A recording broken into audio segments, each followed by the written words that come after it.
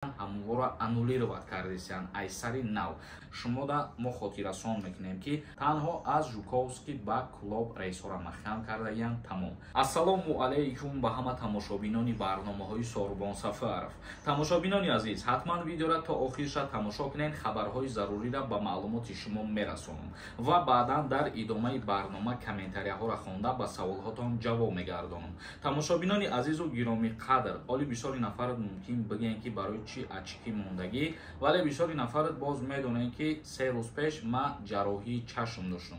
Худоро шукр ки ҷарроҳии мо соғ ва саломат ва хуб гузашт ва аз сабабе ки барои чашмои мо айни ҳол равшанӣ мумкин нестай, ба ҳамин хотир ма ачки мондагим. Хоҳиш мекунем ин чиза нодуруст қабул накунед. Тамошобинони азизу гироми қадр, чӣ хеле ки медонед дар канали ма конкурс рафтесай, тақрибан 10 рӯз мешавад ки мо конкурс сар додаем ва бо дастгирии шумо қариб 7000 билета мо фурӯхтем аллакай. Нафарҳое ки айни ҳол мара тамошо кардесен, ҳамин ҳозир бидроен билеттона бихарен.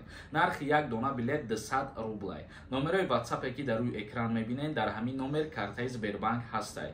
Карта ба номи Мунис мебурӯяд. Сумта, парто ва чекта дар ҳамин ватсап равон кирд. Шоҳҷоизаҳои конкурси мо: якта BMW F10, якта Camry 3 ва якта Kia K5 соли 2022.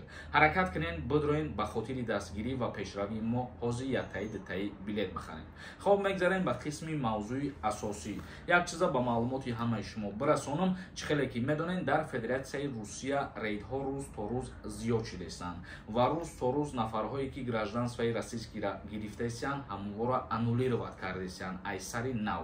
Ва дар Федератсияи Русия дар шаҳри Тула рейдҳои вазнин ҷорӣ карданд. Нафарҳое ки айни ҳол нами муддати 2-3 моҳ пеш агар гражданствои Россияро гирифтагӣ буданд, махсус барои ана ҳамво и рейд тааллуқ дорад ва ҳар нафаре ки дар ҳамин рейд дастгир мешавад ва аз даъват кардан ба артиши Федератсияи Русия саркашӣ мекунад, гражданствои ӯ шаҳрванд аннулировать карда мешавад. Тамошобинони азиз, худтон медонед ки рейдҳо беист идома додастанд ва хостем ки ҳамин чиза ба маълумоти шумо бирасонем то бо эҳтиёт бошед. Ва як хабари муҳими дигара хостум ба маълумоти шумо бирасонам. Нафарҳое ки дар Федератсияи Русия шаҳри Москва қарор дорем ва шумо агар ки бо тариқи аэропорти Жуковский ба клуб билет харидагӣ будем, шумода мо хотиррасон мекунем ки аз аэропорти Жуковский то рӯзи 15 сентябра ба аэропорти клуба рейсҳора маҳкам карданд. Сабабаш аниқ нест ва ҳечи гуфта шудагӣ нест. Ҳар нафаре ки билет харидорӣ карда будем, пеш аз ҳамин числое ки мо гуфтем, метавонед ба ҳамун касае ки билет харидорӣ кардагӣ будем занг бизанед, уточнид кунед ки оё билети шуморо ба дигар рӯз мемонанд ё ин ки не. Бо як саволи дигар ба миён меояд ки аз Жуковский ба тамоми шаҳрҳо маҳкам шуд рейсҳо ё ин ки не. Хушбахтона не, танҳо аз Жуковский ба клуб рейсҳора маҳкам кардаиянд. Тамом. Тамошобинони азиз, акнун комментарияҳоро хонда ба саволҳои шумо ҷавоб мегардонам. Гуфтанем ки нафарҳое ки агар бихоҳанд границаи Қазоқистон сафар кунанд, рақамҳое ки дар рӯи экран мебинед занг бизанед, бо нархи арзон границаи Қазоқистон мебарад. Аброр нависонда: ассалому алайкум, ака мегуфти даъваткунӣ ба хизмати ҳарбӣ сар шуда ё ин ки не? Ҳамира пурратар мефаҳмондӣ. Фармони даъваткунӣ ба хизмати ҳарбӣ призофи тирамоҳӣ аз ҷониби президенти ҷумҳурии Тоҷикистон муҳтарам Эмомалӣ Раҳмон рӯзи 1 сентябр аллакай ба имзо расида буд. Як каси дигар нависонда: ассалому алайкум, акаи Сорбон, аввалан худо шифотия ва аз Аллоҳи поки бузург талаб дорем ки чашмотон ба мисли пештара боз гарда. Акаи Сорбон, баъде ки сиҳат шудем, қонун дар бораи никоҳи хештабурӣ маълумот медодем, барои киҳо иҷозат нест. мутобиқи қонунгузории ҷумҳурии Тоҷикистон дар кодекси оилавӣ омадагӣ ҳаст ки никоҳ байни хешовандони наздик қатъиян манъ мебошад. Яъне ки духтари тағоӣ, духтари хола, духтари амма, ана ҳамёра қонунгузории ҷумҳурии Тоҷикистон дар кодекси оилавӣ манъ кардааст. Як каси дигар нависондаи акаҷон мегуфтем ки 25 сола бошӣ, паспорти РФ дошта бошӣ, 1 сола прописка боша, як кӯдак дошта бошӣ, бо оилааш 4 ҳафта ҳомиладор бошад, ба мобилизатсия ё ин ки ба хизмат мебаранд тоҷик бачара. айни ҳол нафаре ки гражданствои россияро дорад новобаста аз рӯе ки пропискаш чӣ хел яй времения ё ки мақсад пастаян яй ҳамин чизам нигоҳ накардесиян ва повистка тақсим кардесиян ва ҳамин хотир бо эҳтиёт бошед дар ҳар куҷо гашту гузор накунед. Амонулло нависондаи: ассалому алайкум, акаҷон мегуфти синни соли даъваткунӣ ба хизмат боло бурда шид ё ин ки не синни соли даъваткунӣ ба хизмати ҳарбӣ дар ҷумҳурии Тоҷикистон боло бурда шидагӣ несте. Танҳо барои хизмати алтернативӣ кардан маблағша зиёд кардагиян тамом. Ҳамин қадар тағйирота. Як каси дигар нависондаи: ассалому алайкум бародар, ҳамагӣ чандта билет дорем. Худованд нигаҳбонат бошад ва бигзор ҷарроҳӣ бо осонӣ гузарад.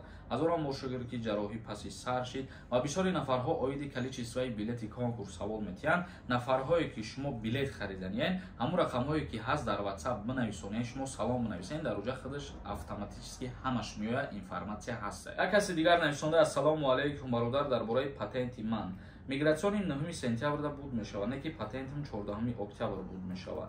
Шумо барои аз граница гузаштан дар назар дошта бошед ки кадом числоро нигоҳ кунед, сроки мигратсиони картаро ба назар бигиред. Ҳамун сроки мигратсиони карта аз кае ки боша. Агар Наҷмиддин Розиқов нависондаи: ассалому алайкум ака, як савол. Мақсад ай Россия барои нарушения карда бошӣ, баъди чанд моҳ 100% маълум мешавад ки выездат кушодагия ё ин ки маҳкам. Нафарҳое ки дар Федератсияи Русия ягон нарушения мекунанд ва мисол дар Федератсияи Русия мақомотҳо огоҳ мешаванду запретшон мемонанд, вақте ки аз Россия берун мебироянд, аз 40 то 60 рӯза баъдан маълум мешавад ки запрет аз куҷо шидагӣ. Як каси дигар нависонда: ассалому алайкум ака, чанд бозӣ шид, ягон кас бурд кардагӣ маълумот биде бародари азиз. Бозӣ шид ё ин ки не? Бозӣ нагзашта оли бародари азиз. Бозиро мо тақрибан 10 рӯз шидагие ки дар канал сар додем, оли финалша нагзарондаем. Як каси дигар нависонда: ассалому алайкум ака, барои ду кӯдакҳо хизмат мераванд. Нафарое ки соҳиби ду фарзанд мебошанд аз даъваткунӣ ба хизмати ҳарбӣ озод ҳастанд.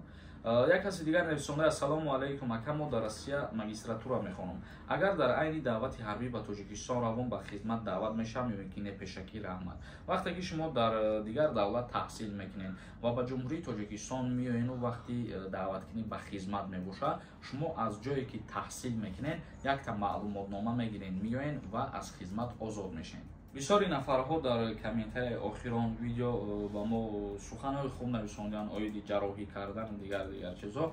Аз ҳаматон миннатдорам ва ба ҳаматон ҳазор раҳмати калон гуфтанем. Дигар ягон комментария набуд ки мо бихонем ба саволот ҷавоб гардонем. Тамошобинони азиз, видеоро ҷамъбаст мекунем. То наворҳои дигар, худованд ҳамаи мо шуморо нигаҳбон бошад.